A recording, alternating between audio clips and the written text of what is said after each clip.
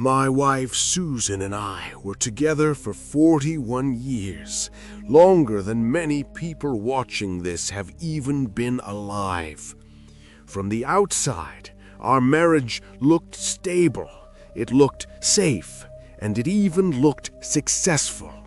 But here is the truth nobody tells you about long-term relationships. You can share a home and still feel emotionally alone. You can sleep beside the same person for decades and never truly understand their inner world. Susan passed away 6 years ago from pancreatic cancer, one of the most aggressive diseases known to medicine. According to American Cancer Society data, more than 90% of patients diagnosed with this illness do not survive beyond 5 years. She went from healthy to gone in just 4 months. From March to July, our entire world collapsed.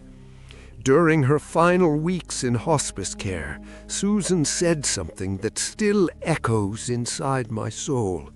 She looked at me with tired but honest eyes and whispered that we spent too much time being right instead of being close. At first, my ego fought back, and I wanted to defend our marriage. I told myself we were fine. We didn't scream, we didn't fight, and we didn't break apart. We were comfortable, and that was the trap. Because comfort is not the same as connection, and routine is not the same as intimacy, even though it feels safe.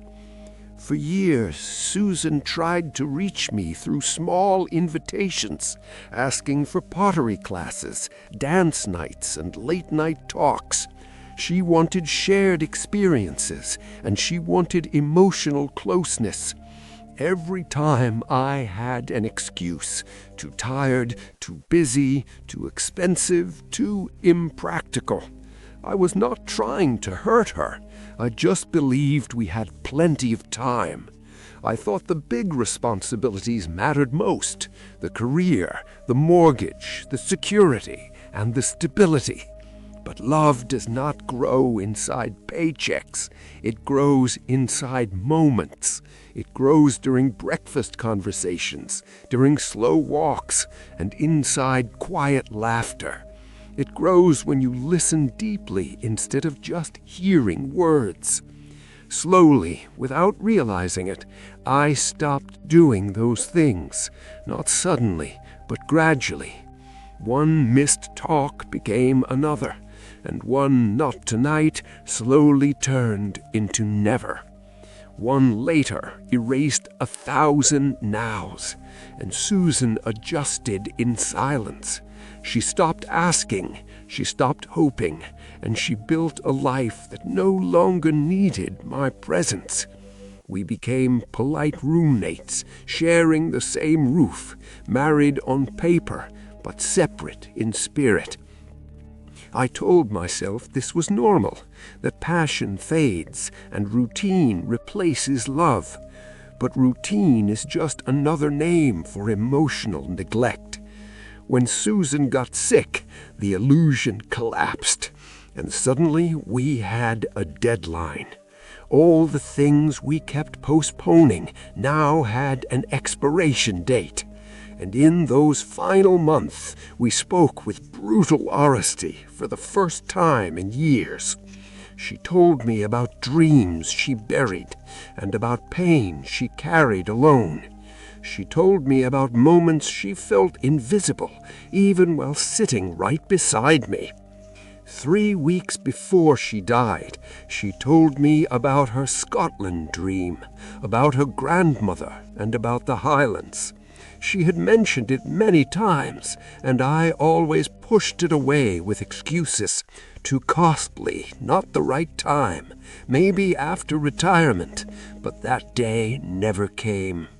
She was not angry, she was just tired of hoping.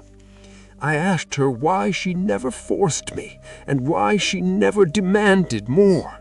She said she did not want me to do it for her. She wanted me to want it with her. That one sentence shattered me, because she was right and I had failed in the quietest way possible. She did not want a forced trip. She wanted shared desire, a heart that leaned toward her without being pushed. That's when I finally understood something most couples never talk about. The greatest danger in a relationship is not cheating or screaming fights. It is indifference. It is the slow emotional erosion that happens when you stop trying and start assuming. You stop asking questions because you think you already know the answers. You stop making effort because you believe your partner will always be there. You stop choosing the relationship because you believe you have time. And one day you wake up next to a stranger, or worse, they are gone and you never really knew them at all. After Susan passed away, I found her journal inside the nightstand beside our bed. She had been writing in it for years, quietly pouring out a life I never truly saw. Reading those pages felt like meeting a woman I had lived with, but never understood.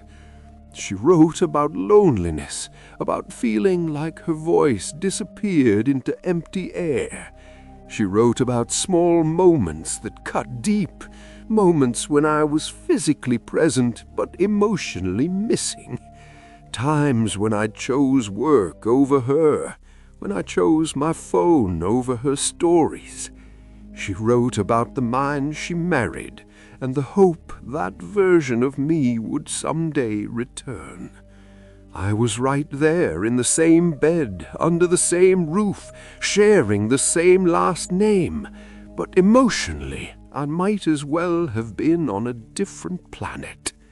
Here is what hurts the most.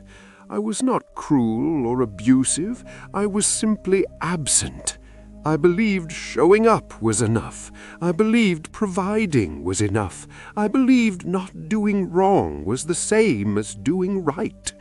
But relationships do not die from explosions. They die from 1,000 small neglects. If you were in a relationship right now, I want you to pause and ask yourself something honest. When was the last time you had a real conversation with your partner about their dreams and their fears? Not about bills or schedules or what's for dinner, but about their inner world. When was the last time you did something simply because it would make them smile? Not for a birthday or an anniversary, but just because you wanted them to feel loved. When was the last time you truly looked at them and felt grateful they share their life with you? If you cannot remember, you are walking down the same road I did. Your partner will not be here forever, and that truth is not cruel, it is real. One of you will leave this world first, and when that happens, there is no rewind button. You do not get to have the conversations you postponed or take the trips you delayed. You do not get to say the words you assumed they already knew. Susan and I had 41 years, and I wasted too many of them being comfortable instead of connected, being right instead of being close, being present instead of being engaged. Do not make my mistake. Love is not something you feel once and then stop working on. Love is something you do every single day in small choices. It is staying curious about the person beside you, even after decades. It is trying new experiences together, even when it feels awkward or inconvenient. It is having hard talks instead of choosing silence. It is caring about what they care about, not out of duty, but out of love. After Susan passed, people told me that I had been a good husband. They were being kind, but they were also wrong. I was not a good husband. I was an adequate one. I did not cheat. I did not abandon. I did not abuse. But that is a very low standard. Being a real partner means building intimacy, choosing vulnerability, and showing effort. I failed at those things, and now I live with the price of that failure. 6 years later, I still think about Scotland and how little it would have cost me to say yes. A single week of my time and a small amount of money would have meant the entire world to her. But instead of choosing connection, I chose convenience, and that decision still haunts me. I think about the pottery classes she wanted to take and the dance lessons she dreamed about. I think about all the long talks she tried to have while I kept looking at the clock. Every small invitation was a quiet way of saying, "Stay with me."